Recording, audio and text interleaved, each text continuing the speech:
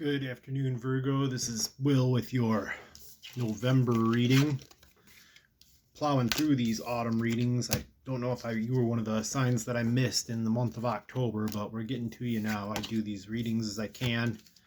Things get busy, and it takes a long time to upload these up onto YouTube, actually. Like, it takes hours. I don't know if that's my phone, but and I can only do so many at once. Otherwise, my phone starts getting real hot. I need some better technology.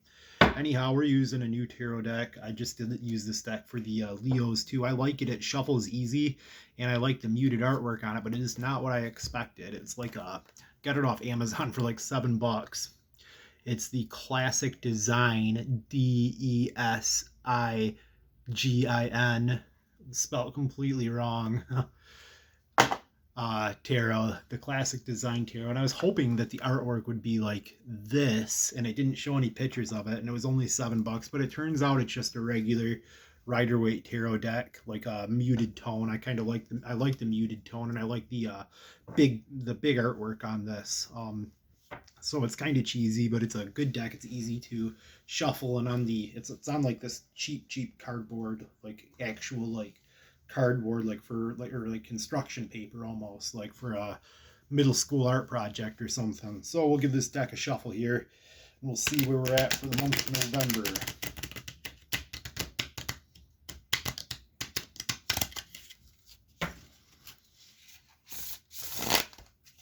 Nice and easy deck to shuffle.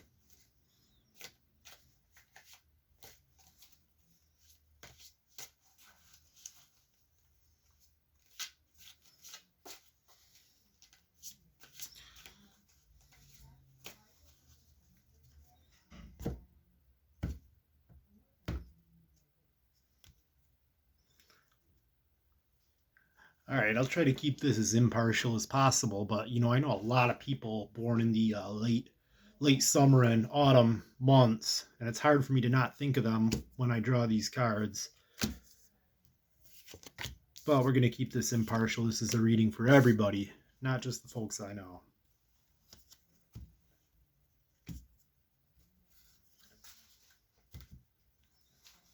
All right, let's see what we got down here.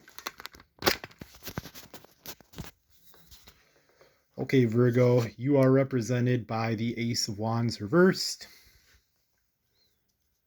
The people in your life are represented by the Queen of Swords. What draws you together or pulls you apart from them people is the Six of Wands. And up here, potential outcome, the Devil. And down here, another potential outcome, we've got the Knight of Cups. All right, where to begin? Okay, so the Ace of Wands. I see that there is something that's shaking the Ace of Wands reversed, and I see the Suit of Wands is representing like a creativity, passion, faith, spirituality, the immaterial world, the things that we can't touch with our hands or see with our eyes, but the things that we can feel and sense, and the things that we're passionate about. It's a card of passion and virtue. Now I see this as kind of being the absence of that, or something that's created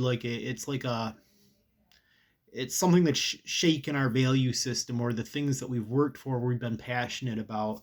This is like a new revelation that we've had that we weren't quite ready for. We weren't ready to receive. Like, this is something that we were passionate about and we put effort into in the past, but now we're realizing that we're going to have to start over with this thing, or maybe go in a completely different direction because we've received some sort of news that was not well received.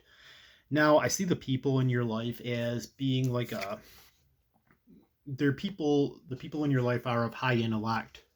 The Queen of Swords, I see her as being someone like she's like a research assistant, or she's someone that likes to learn new things, but she also cuts through the bullshit. Like, she's She makes decisive decisions based on the information that she's gathered. She's a very concrete person, and she doesn't live in Wands world or Cups world. She lives in logic and intellect world. And and this doesn't necessarily just have to be a female figure. I think that men can play the role of queen for the sake of these readings as well. This is just an archetype. And this is somebody that studies and gathers information and nurtures their thought process in a nurturing way, like they're able to kind of sift through the information that they have and take out what's valuable and what's not valuable and cut the rest out. And when they've got all that information, they're able to decide what's important and what's valuable to them and make decisions accordingly. Now, what draws you to these people is the Six of Wands, and I see the Six of Wands as a celebration. I don't read the middle card here in reverse or face up, but I see this as like the celebration card. I see this as like not quite a victory, but it's something that we're celebrating. This is like a parade to celebrate something that maybe has happened in the past or something that could happen in the future, but it's not anything of certainty. It's like a celebration for something that it's like okay, so we have like the Macy's Christmas Day parade. Like we celebrate Christmas, but nobody personally knew Jesus other than like through their faith, but we still celebrate the holiday and people still get excited for it and people still watch the Macy's parade, right? I believe that's on Christmas, or is that Thanksgiving? Well, it's the same idea. Like this is a parade.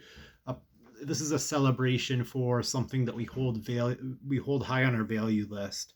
So some potential outcomes here. I could see us getting hung up on this and feeling stuck or chained to this particular situation that we're in, this new and like this new situation, or we're gonna keep trying to hold on to the old situation and we're gonna feel tied down by it, and it's gonna keep us stuck there until we decide to let ourselves free. Now, I've explained this card many times, but I see the Devil card as a card of bondage, and it's not necessarily like a fun bedroom bondage. It's like bondage, like we're stuck, like we're enslaved to something. And if we look here, the people in the card are able to take the chains off if they choose to, but they don't want to take the chains off of their neck because they're relatively happy. It's a familiar pain, and a familiar pain can become a comfort as well. So another potential outcome is I see like the Knight of Cups, and I see this is a card of action based on emotion, or somebody or something new coming into our life that is going to present it's going to be something that has the potential to bring us a good deal of happiness. So this isn't necessarily a bad card, and I want you guys to pay attention to what that Knight of Cups could represent, because it doesn't necessarily have to be a person, but I do think of this as being I see it as being a personality. It's a role. It's a card of, like, I guess I try to think of these as broad as possible, but a lot of people would see this as like just a second.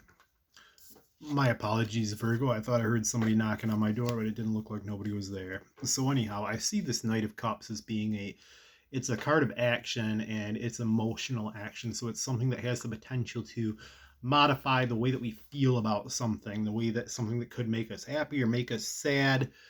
I see the Knight of Cups as like he's charming, or she's charming, and she's got a proposition for you of something that could bring you some sort of happiness or fulfillment. It's unclear what that actually is. Let's draw some oracle cards here. We're at about 9 minutes. We're using the Oracle of the Radiant Sun. It's my favorite oracle deck. We'll put 4 cards down here. I read these at face value. Sometimes I draw a deeper meaning from them, but it depends on what stands out and what fits. I try to mesh these with the rest of the reading the best I can. The first card I drew is Protection, and we'll take that at face value. The next card is Vision. And I see the Vision card kind of aligning with the Suit of Wands here. We've got to keep our eye on what's valuable to us.